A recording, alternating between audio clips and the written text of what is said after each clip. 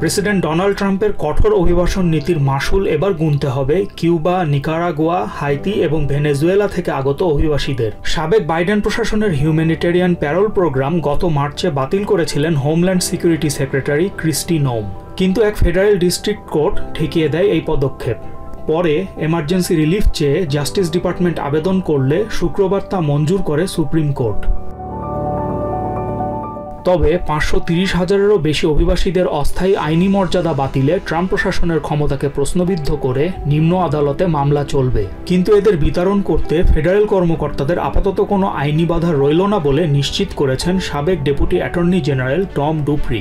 এই রায়কে স্বাগত জানিয়ে হোয়াইট হাউসের deputy chief of staff Stephen Miller বলেন, প্রেসিডেন্ট ট্রাম্পের প্রত্যেকটি পদক্ষেপকে বাধাগ্রস্ত করার কোনো এখতিয়ার নেই ডিস্ট্রিক্ট কোর্ট জাজদের।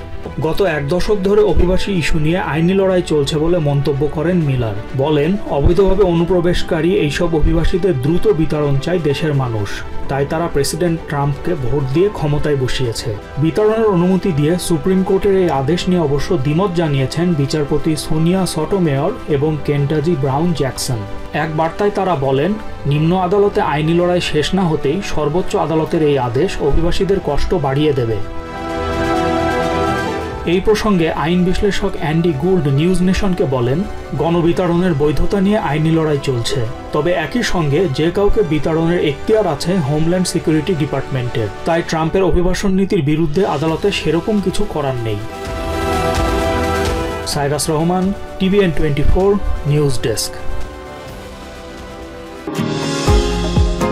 নিউ ইয়র্ক থেকে সম্প্রচারিত TVN24 টেলিভিশন বিশ্বজুড়ে বাঙালির কণ্ঠস্বর।